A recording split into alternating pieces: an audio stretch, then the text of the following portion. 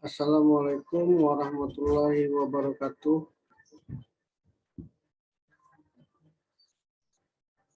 Pertama-tama, marilah kita panjatkan puji dan syukur kepada Allah Subhanahu wa Ta'ala, yang mana pada hari ini saya diberi kesempatan dan kita semua untuk dapat mendengarkan dan sekaligus mempresentasikan tugas dari teori mata kuliah teori pembangunan dengan dosen pengajar Bapak Syahril Budiman Estos MPM. Perkenalkan, nama saya M. Effendi, nomor induk mahasiswa 21102070 dengan rekan battle kritikal saya yaitu Saudara Agra Afri Gunawan yang mudah-mudahan pada hari ini dalam keadaan sehat walafiat. Di sini saya akan menyampaikan materi tentang inovasi dan pembangunan daerah, yang mana kita ketahui bersama bahwa inovasi bukan hanya pada suatu ciptaan baru semata, akan tetapi inovasi juga bisa dikategorikan kepada temuan yang sudah ada dapat kita jadikan pembaruan dengan metode yang lebih baik. Baiklah, saya akan masuk pada penjelasan tentang inovasi dan pembangunan daerah dalam rangka peningkatan daya saing daerah sebagaimana telah diharapkan di negara-negara maju, yaitu dengan memperkuat sistem inovasi secara terpadu antara pusat dan daerah. Dibentuknya sistem inovasi adalah untuk membangkitkan kreativitas dan inovasi sumber daya lokal, agar produk-produk daerah dapat bersaing dengan daerah lain bahkan negara lain. Tanpa adanya inovasi, apalagi dalam dunia modern yang terus bergerak ini, dapat dipastikan daerah akan mengalami kemunduran dalam segala aspeknya. Mengingat persaingan global yang semakin ketat dengan siklus yang makin pendek akibat kemajuan teknologi ataupun kemajuan zaman. Sebuah daerah yang menginginkan tercapainya kesejahteraan masyarakat harus dapat menumbuhkan basis perekonomian yang mampu berkembang secara terus-menerus. Hal ini dapat didukung oleh kemampuan daerah dalam menciptakan daya saing produktif. Disinilah pengembangan inovasi menjadi sangat penting. Adanya inovasi yang berkelanjutan sangat dibutuhkan bagi pengembangan wilayah agar memiliki keunggulan ekonomi melalui produk dan komoditas yang berdaya saing.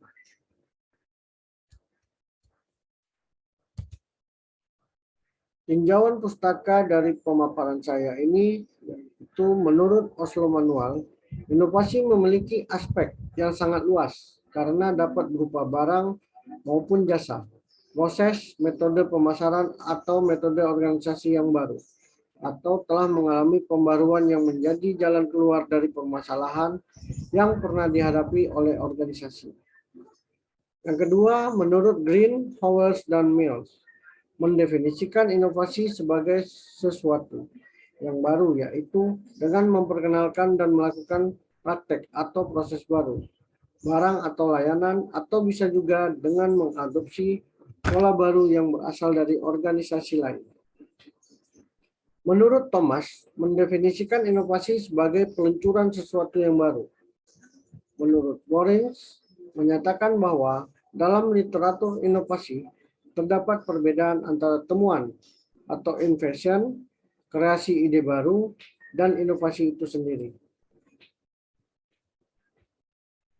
Potret permasalahan dari pemaparan saya yang akan dibahas pada presentasi ini yaitu 1. Pengertian inovasi dan pembangunan daerah. Yang kedua, apa saja jenis-jenis inovasi serta tujuan dilakukan inovasi. Yang ketiga, hambatan dan peluang dalam melakukan inovasi di suatu daerah. Pembahasan Inovasi pembangunan daerah dapat didefinisikan sebagai suatu proses kegiatan atau pemikiran manusia untuk menemukan hal-hal yang baru yang berkaitan dengan input, proses, dan output, serta dapat memberikan manfaat dalam kehidupan manusia. Inovasi yang berkaitan dengan input diartikan sebagai pola-pola pemikiran atau ide manusia yang disumbangkan pada temuan baru. Adapun inovasi yang berkaitan dengan proses banyak berorientasi dengan metode, teknik, ataupun cara bekerja dalam rangka menghasilkan sesuatu yang baru. Inovasi dan pembangunan daerah merupakan dua hal yang memiliki keterkaitan di mana dengan adanya inovasi, maka pembangunan di suatu daerah dengan sendirinya akan lebih cepat berkembang sehingga akan menimbulkan multiplier effect terhadap kesejahteraan dan perekonomian masyarakat pada daerah tersebut. Hal ini sangat tergantung dari inovasi yang akan dibuat oleh suatu daerah, sehingga inovasi tersebut dapat melahirkan dan menghasilkan sesuatu hal baru yang dapat mempengaruhi kehidupan masyarakat di daerah tersebut. Tujuan dari inovasi. Inovasi dilakukan dengan tujuan menurunkan tingkat biaya, meningkatkan efisiensi, menyampaikan kualitas yang baik pada harga yang sesuai, kemungkinan memperoleh profit dan pertumbuhan. Jenis-jenis inovasi. Menurut Halverson, membagi 3 spektrum inovasi dalam sektor publik. Yang pertama, incremental innovation to radical innovation, yaitu ditandai oleh tingkat perubahan, perbaikan incremental terhadap produk, proses layanan yang sudah ada. Yang kedua, top-down innovation to bottom-up innovation, yang ditandai oleh mereka yang mengawali proses dan mengarah kepada perubahan perilaku dari top manajemen atau organisasi atau institusi di dalam hierarki, bermakna dari para pekerja di tingkat bawah seperti pegawai negeri, pelayan masyarakat, dan pembuat kebijakan di level menengah. Yang ketiga, need-led innovation under efficiency-led innovation, ditandai apakah inovasi proses telah diawali untuk menyelesaikan masalah spesifik atau agar produk atau layanan atau prosedur yang sudah ada lebih efisien. Hambatan dan peluang inovasi. Ada banyak peluang yang bisa kita gunakan dalam rangka pengembangan inovasi. Terlebih jika kita mau belajar dari kenyataan dengan membandingkan ekspektasi atau harapan dalam rangka mewujudkan harapan setiap orang sebagai anggota organisasi ataupun anggota masyarakat. Manusia perlu memotivasi dirinya masing-masing untuk melakukan pekerjaan yang lebih serius dengan menggunakan kemampuan yang dimilikinya semaksimal mungkin. Pada dasarnya, terciptanya suatu inovasi berawal dari pencarian dan penemuan peluang yang bisa diperoleh anggota, baik dari luar organisasi maupun peluang dari dalam organisasi. Dinamika peluang berinovasi senantiasa saling mempengaruhi antara kondisi yang sudah dapat diperkirakan, telah direncanakan sebelumnya, dan suatu kondisi atau keadaan yang tidak pernah diperkirakan atau dipikirkan terlebih dahulu dalam kehidupan organisasi. Kesimpulan dari pembahasan materi saya pada hari ini yaitu pemerintah sebagai pemberi pelayanan mempunyai peranan penting untuk memenuhi kebutuhan pelayanan kepada masyarakat. Pemerintah telah memiliki inovasi daerah yang tersebar di masing-masing organisasi perangkat daerah. Inovasi yang sudah ada saat ini adalah inovasi yang berkaitan dengan pelayanan publik, yang bertujuan untuk memberikan kemudahan akses kepada masyarakat untuk mendapatkan pelayanan prima. Adapun salah satu inovasi pelayanan publik yang sudah berjalan adalah didirikannya mall pelayanan publik yang dapat memberikan kemudahan akses bagi masyarakat dalam mendapatkan pelayanan yang nyaman, cepat, dan efektif. Dan inovasi daerah ini juga telah meningkatkan kinerja ASN atau pegawai negeri sipil dalam memberikan pelayanan publik sehingga pelayanan publik dapat dilaksanakan secara maksimal.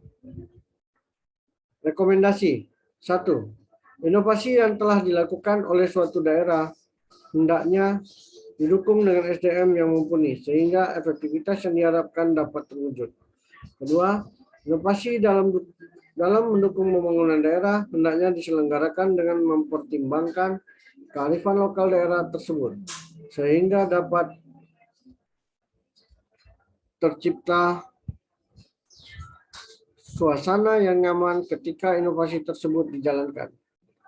Perlu adanya data center yang kuat sebagai bagian untuk menunjang akses data yang cepat, sehingga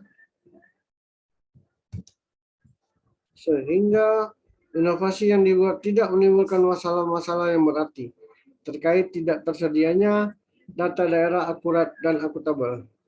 Keempat, dalam melakukan inovasi, hendaknya suatu daerah perlu melakukan pemetaan terkait inovasi yang sesuai dengan daerahnya, sehingga tidak terjadi ketimpangan dalam membuat inovasi yang akan berakibat tidak dapat menggunakan inovasi tersebut.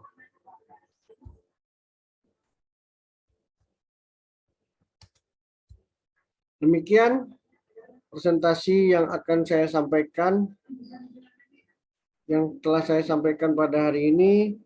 Mudah-mudahan bisa bermanfaat dan menambah pengetahuan bagi saya dan rekan saya Agrafi Gunawan terkait inovasi dan pembangunan daerah yang selayaknya bisa dijadikan pedoman untuk kita selaku diri sendiri untuk melakukan inovasi dan bisa berbuat untuk pembangunan pada daerah kita sendiri. Mungkin saran dan kritik akan saya terima apabila Saudara Agra memberikan kritik dan saran yang membangun bagi saya untuk menyempurnakan materi yang telah saya sampaikan hari ini. Mudah-mudahan ke depannya kita bisa saling memberikan komunikasi dan informasi yang dapat bermanfaat bagi kita semua. Baiklah, pada Saudara Agra saya persilakan jika ada kritik dan saran akan saya tanggapi kemudian. Terima kasih.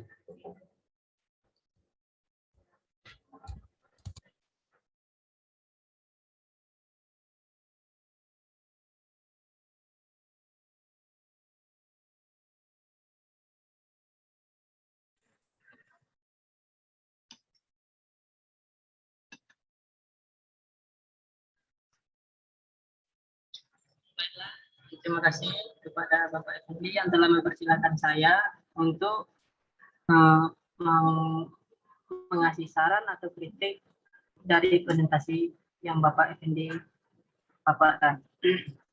Baiklah, mungkin sedikit saran dari saya, yaitu tentang dari sisi kesimpulan tertulis, yaitu pemerintah harus memberi pelayanan publik untuk memenuhi kebutuhan. Sementara pendahuluan hingga slide penghambatan inovasi sama sekali tidak dijelaskan tentang materi tersebut. Yang saya tanggapi hanya perekonomian yang menjelaskan apa itu inovasi. Mungkin sedikit saran dari saya, menurut sudut pandang saya, ya harusnya pendahuluan berfokus kepada penjelasan apa itu inovasi, apa itu pembangunan daerah, rumusan masalah, mengangkat masalah-masalah yang ada dari segi inovasi daerah, seperti tuntunan dari inovasi pembangunan, bagaimana peran pemerintah dalam kompleksitas permasalahan yang ada di masyarakat. Ada kesulitan yang dihadapi pemerintah dalam pembangunan inovasi daerah. Sesuai saran saya, ini cocok dengan kesimpulan yang saudara paparkan tadi. Mungkin kritik dan saran saya mungkin cuma sekitar segini. Mungkin ada tanggapan Bapak tentang saran dan kritikan saya. Saya kembalikan kepada Bapak Effendi.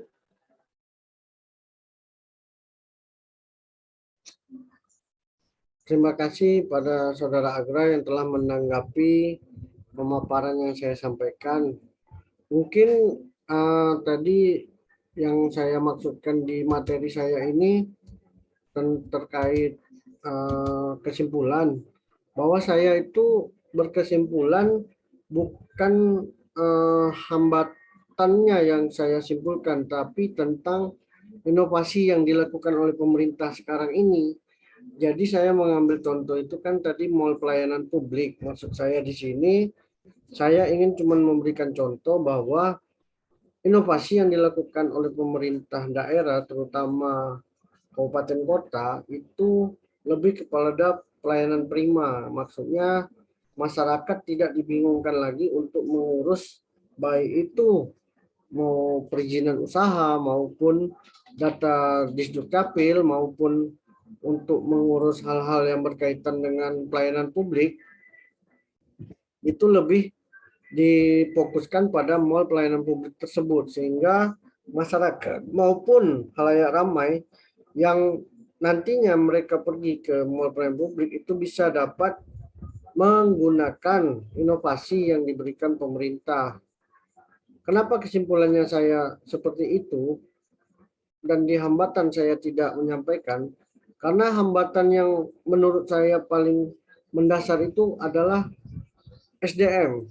SDM di sini bukan berarti masyarakatnya, tapi SDM pada petugas pelayanannya yang saya kritisi, yang saya tampilkan itu karena nggak semua SDM kita bisa menerima inovasi yang dibuat.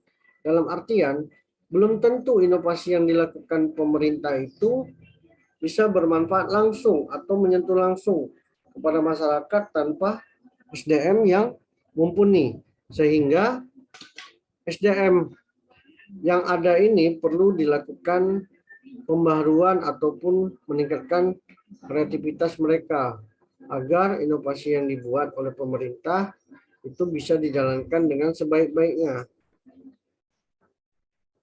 Terkait dengan pendahuluan yang dikritisi oleh Saudara Agra, mungkin saya hanya berbicara inovasi dan pembangunan daerah secara umum, karena saya melihat di sini kita hanya berfokus pada apa sih inovasi yang baik dan layak untuk dilakukan demi menunjang pembangunan daerah dalam rangka pemanfaatan teknologi maupun pemanfaatan kemudahan yang sekarang sudah kita miliki, terutama dari segi teknologi. Kita tahu bersama bahwa masyarakat sekarang sudah banyak mengakses HP yang dengan platform aplikasi Android.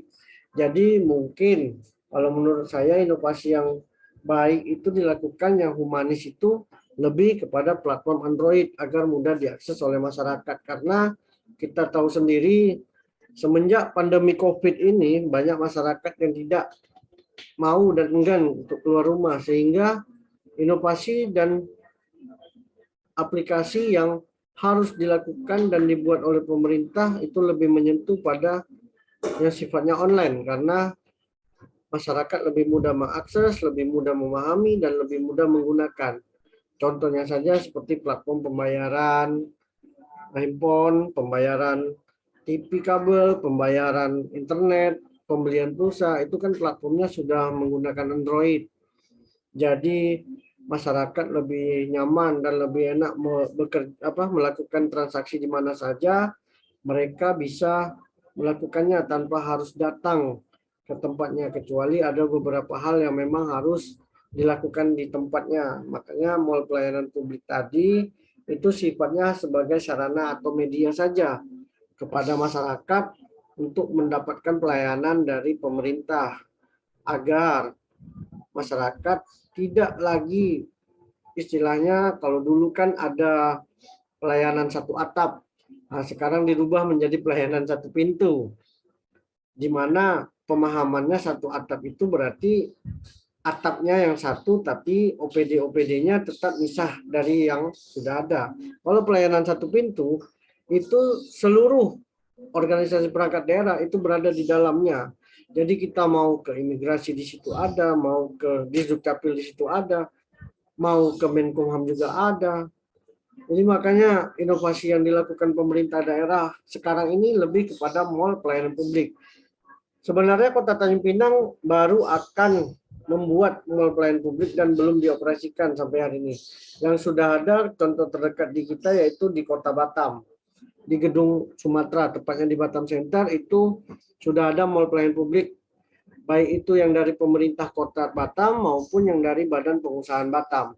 Sehingga apapun yang dilakukan oleh pemerintah wajib kita dukung sepenuhnya, walaupun masih banyak terdapat kekurangan. Demikian yang bisa saya tanggapi dari kritikan dan saran yang disampaikan oleh Saudara Agra Apri Gunawan. Mungkin kita di sini bisa lebih diskusi lagi terkait apa yang menurut Saudara Agra masih kurang.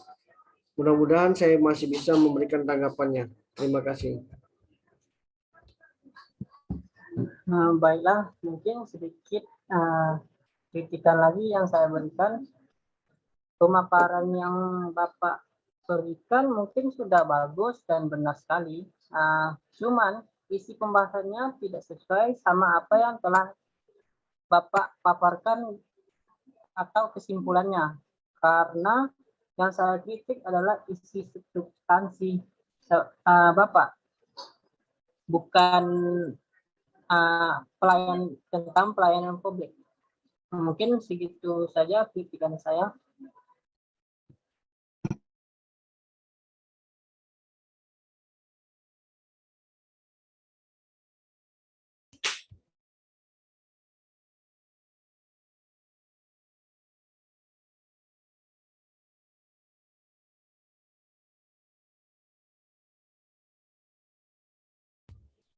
Baiklah, Saudara Agra, mungkin itu lebih kepada pemahaman aja. Cuman kan saya sudah jelaskan terkait jenis-jenis inovasi. Padahal di bab pemaparan saya itu sudah jelas bahwa jenis-jenis inovasi itu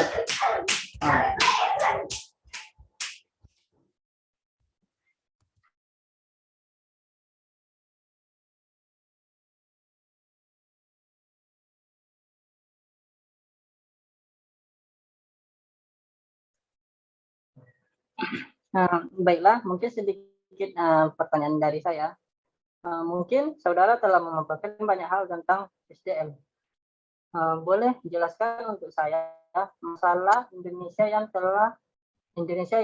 infrastrukturnya jalan yang di mana jalan tersebut adalah bagian dari tanah milik masyarakat. Ada masyarakat yang tidak ingin tanahnya dijadikan jalan tol karena itu hak setiap orang menolak. Itu bagaimana menanggapinya? Mungkin sekian itu tanggapi pertanyaan saya. Terima kasih. baiklah, mungkin itu sedikit inovasi yang mungkin bisa terganggu di masyarakat ya Pak Agra. Bisa saya jelaskan mungkin terkait pembangunan daerah dalam hal infrastruktur, mungkin memang masih banyak terdapat kekurangan-kekurangan dari pemerintah yang belum atau sampai hari ini masih membanyak pertanyaan dari masyarakat. Kenapa harus dibangun jalan tol yang harus merugikan kepentingan masyarakat? Mungkin dari segi pemerintahnya harus dapat lebih dijelaskan tujuan dari pembangunan jalan tersebut, sehingga masyarakat akan sukarela maupun mereka akan meminta ganti rugi terkait lahan yang terkena pembangunan jalan tersebut. Sehingga jalan yang dibangun oleh pemerintah itu betul-betul bisa bermanfaat dan menjadi salah satu inovasi untuk memperpendek jarak yang mungkin selama ini bisa ditempuh dalam waktu 1 hari 1 malam. Dengan adanya jalan tol tersebut hanya tinggal beberapa jam saja. Mungkin masyarakat kita juga yang harus diberikan pembelajaran terkait pembangunan inovasi yang menurut saya itu sangat diperlukan seperti halnya di tempat kita sendiri di Kota Tanjung dan Kabupaten Bintan yang akan direncanakan oleh pemerintah pembangunan jembatan Batam Bintan, yang hari ini kita hanya mendengar groundbreaking-nya saja, tapi fisik dan progres pembangunannya sampai hari ini juga belum dikerjakan. Itu pun merupakan salah satu inovasi yang dilakukan pemerintah untuk memperpendek jarak antara Bintan dan Batam. Dalam hal mungkin dari segi ekonomi, dari segi waktu, itu juga bisa memajukan kedua daerah tersebut. Karena konektivitas yang selama ini dijalankan hanya menggunakan jalur laut ataupun jalur udara. Sehingga dengan adanya jembatan Batam Bintan ini dapat memangkas dan memperpendek birokrasi. Mungkin dari yang selama ini orang dari Batam mau ke ibu kota provinsi melewati feri bisa dengan menggunakan jembatan tersebut.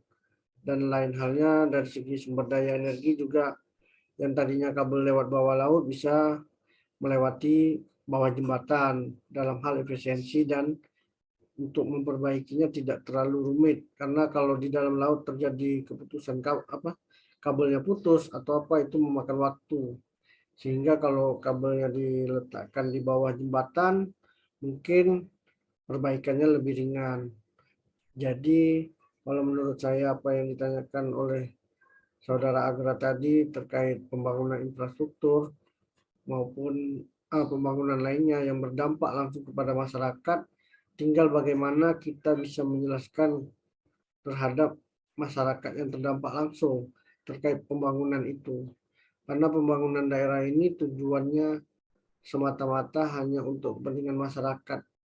Walaupun yang kita lihat mungkin masyarakat menilai cuman proyek aja nih, nanti ujung-ujungnya nggak ada lagi perhatiannya, cuman dibangun tapi tidak diapakan. Itulah yang menjadi kontrol kita sebagai masyarakat kepada pemerintah.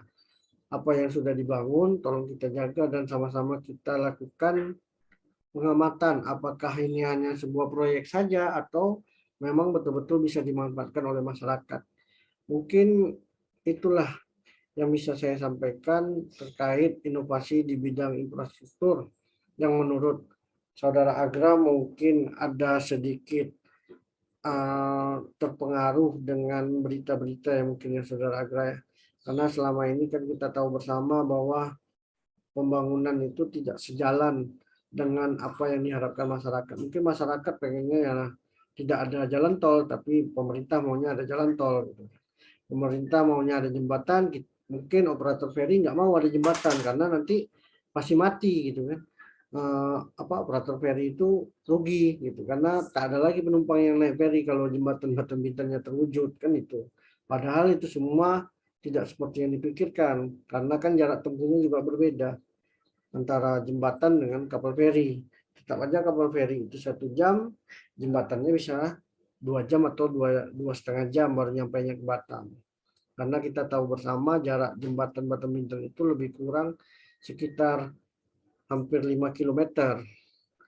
Nah, itu aja udah memakan waktu yang cukup lama jika dibandingkan dengan kita naik feri. Baiklah, apakah ada lagi tambahan yang akan Saudara Agra sampaikan terkait pemaparan yang saya sampaikan? Saya persilakan. Mungkin di tanggapan dari saya, jadi gimana tentang dampak dari pembuatan jembatan itu yang tanahnya kepakai oleh pemerintah dan tidak mau melepaskan untuk pembangunan jembatan itu tersebut. Ya seperti kita ketahui bersama itu kan ada namanya Satgas untuk pembebasan lahan. Jadi pemerintah daerah sudah menetapkan anggaran untuk pembebasan lahan di mana tanah masyarakat yang terkena dampak langsung terkait pembangunan jembatan tersebut maupun jalan tol, sehingga nanti ada ganti ruginya, Saudara Agra, dan besarannya itu dia disesuaikan dengan NJOP yang berlaku di kawasan tersebut. Mudah-mudahan itu menimbulkan kesepakatan antara kedua belah pihak, baik pemerintah maupun masyarakat, sehingga apa yang dicita-citakan bisa terwujud dan terlaksana dengan baik. Ya, kalau dari saya pendapatnya seperti itu. Gimana menurut Saudara Agra, apakah ada yang ingin ditanyakan lagi terkait inovasi pembangunan daerah? Baik, mungkin cuma sedikit itu kritik dan tanggapan saya tentang pembangunan daerah. Terima kasih kepada Bapak Effendi yang telah memberi kesempatan saya untuk bertanya dan menyampaikan aspirasi tentang pembangunan jembatan Babin Bintan Batam. Mungkin segitu saja. Terima kasih kepada Bapak Effendi. Ya, terima kasih Saudara Agra, dan bagi yang melihat video ini mudah-mudahan presentasi ini bisa bermanfaat bagi kita semua dan bukan hanya kalangan mahasiswa aja yang bisa mengambil ilmu yang tidak bisa kita dapat di luar. Mungkin hanya sebatas ini yang bisa saya sampaikan terkait inovasi pembangunan daerah. Karena inovasi dan pembangunan daerah itu harus disejalankan dengan sama-sama. Jika inovasinya ada, tapi pembangunan tidak ada, itu namanya bukan inovasi, tapi itu kreativitas.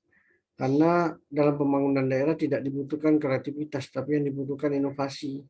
Karena kreativitas itu lebih dibutuhkan pada kegiatan yang lain. Kreativitas itu hanya ide semata, tapi tidak bisa diwujudkan dalam waktu yang lama. Jadi kalau menurut saya, apa yang tadi Saudara Agra kritik dan saran itu sangat baik sekali, dan itu mudah-mudahan bisa menjadi motivasi dan masukan yang berguna bagi saya untuk bisa membuat pemaparan yang lebih baik lagi ke depannya. Dan tidak lupa saya ucapkan juga terima kasih kepada Bapak dosen saya mata kuliah teori pembangunan yang benar-benar memberikan kebebasan kepada kami mahasiswa untuk mengembangkan segala persepsi dan pandangan terhadap inovasi dan pembangunan daerah yang mungkin apa yang kami pikirkan belum tentu dipikirkan oleh orang lain maupun pemerintah itu sendiri. Sekian dari saya, dan saya ucapkan terima kasih atas perhatiannya. Mudah-mudahan presentasi ini bisa bermanfaat untuk kedepannya. Dan terlebih terkurang, saya mohon maaf. Assalamualaikum warahmatullahi wabarakatuh.